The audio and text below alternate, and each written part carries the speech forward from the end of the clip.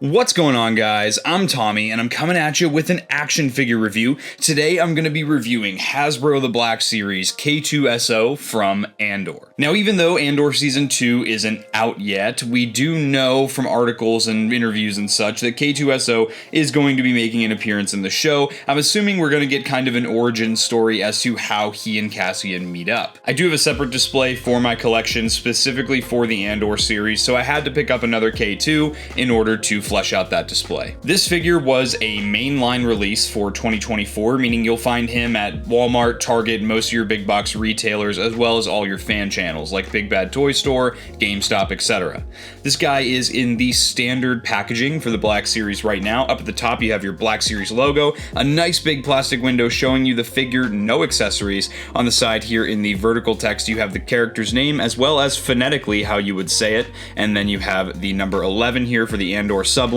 Down here in a nice kind of scarlet color, you have the Andor name for the show and then some logos at the bottom. On the side of the box, you've got a mural art showing you the character as well as his name down at the bottom. On the back of the box, you've got the Black Series logo again, as well as the character's name, and a bio in about 1,000 different languages. This bio reads, "A reprogrammed Imperial security droid, K-2SO is an effective insertion agent, as he can blend in perfectly at Imperial installations and outposts." And then you get the blown up version of the mural art we saw on the side of the box. On the bottom here you do have some legalese. Please don't feed this action figure to your babies. And you also have, again, he's number 11 for the Andor subline. On this side you have another Black Series logo. On the bottom of the box, more legalese, and then on the top, nothing. So again, run of the mill for Black Series packaging right now. Let's get this guy opened and we'll check him out.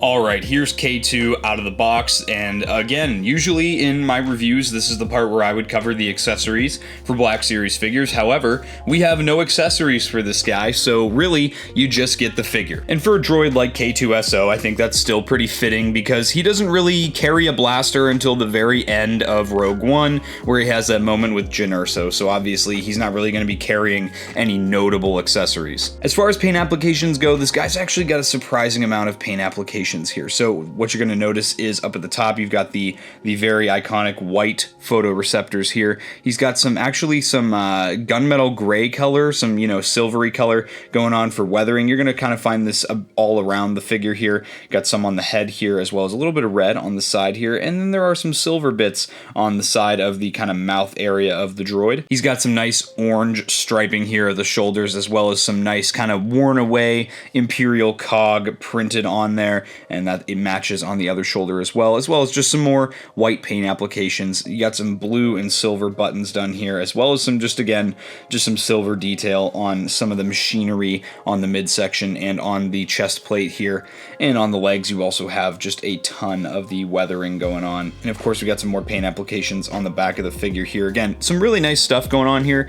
For such a plain looking droid, I think they did what they could as far as paint applications go. They kind of really went as farther than they do on most figures in the Black Series nowadays, and I think they were just compensating for the fact that he does not have any accessories or anything like that. One more thing I did want to point out are these little clear pieces at the joints. So in the movie Rogue One and in the TV show, it doesn't have anything here. It's just kind of circular joints that are kind of hollow. So I like what they did here, just adding those clear pieces to give the illusion that there's nothing there. I think it translates well, and it also helps the stability of the joints. Alright, covering articulation for K-2SO now. You do have a barbell neck here, so you have all kinds of movement. So really, at the top of the neck, you have a ball joint, and that can look down on its own, and it can also look really straight ahead. You can't really look up much.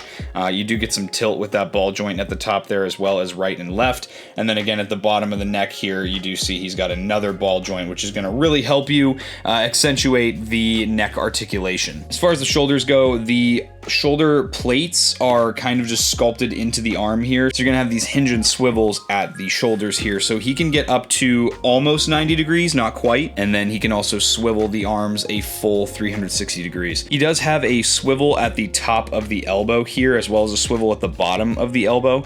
And he also has a hinge here, which can get you 90 degrees forward, a little more than that, and he can also hyperextend it a full 90 degrees backwards. He does also have a wrist swivel. We got lots of swivels going on here, as well as horizontal wrist hinges on both hands, and those can bend 90 degrees in either direction. He has a ball joint at the midsection here, which is going to get you some decent range considering the top of the plating at the kind of cod piece, I guess, here, and the bottom of the chest plating is really close. You can still get some decent range for him there. He has ball joints at the hips, which are going to give you some really nice range too. And even though he doesn't have a thigh swivel, the way that they kind of fix that is by giving you a hip joint that can still kind of twist in and out so that you can kind of emulate a thigh swivel in that way. He does have swivels at the tops of the knee, and again at the bottom of the knee there is another swivel there. And he has, again, same as the arms, you got those hinges at the knees so he can bend his legs just above that 90 degree mark, and then he can also hyperextend them just more than 90 degrees. K2's also got hinges down here at the ankles, which can get you a ton of forward, a ridiculous amount of forward, and an equally ridiculous amount of back.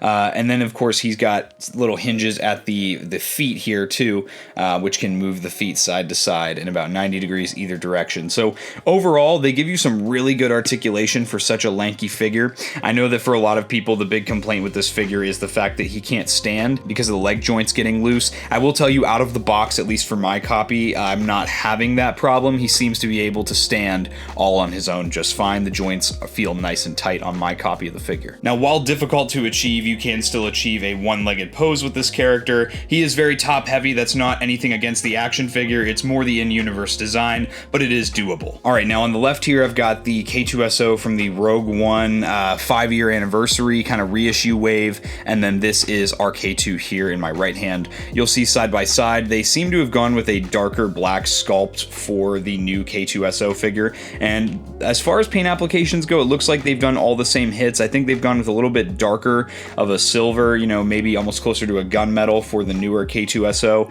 I kind of prefer the old one, as well as it looks like they did not include the orange striping at the top of the thighs on the new figure. This is a feature that I do notice on the old one, but again, looking at the figures side by side here, it looks like every paint hit is the same, other than just missing the orange at the legs here and the hips.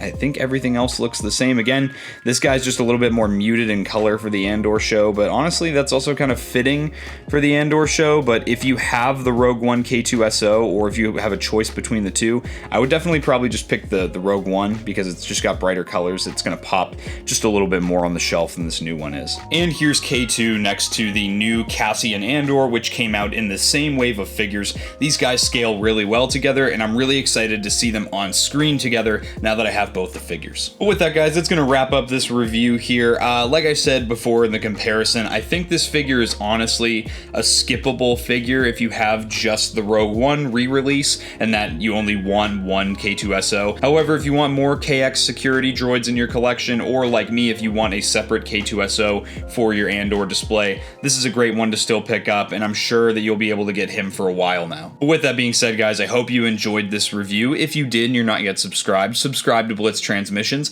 I've got awesome Star Wars content coming out all the time. Make sure to check out my social media, all of which is linked in the description below. That's going to be all for this review, guys. I'll catch you for the next one, and may the Force be with you.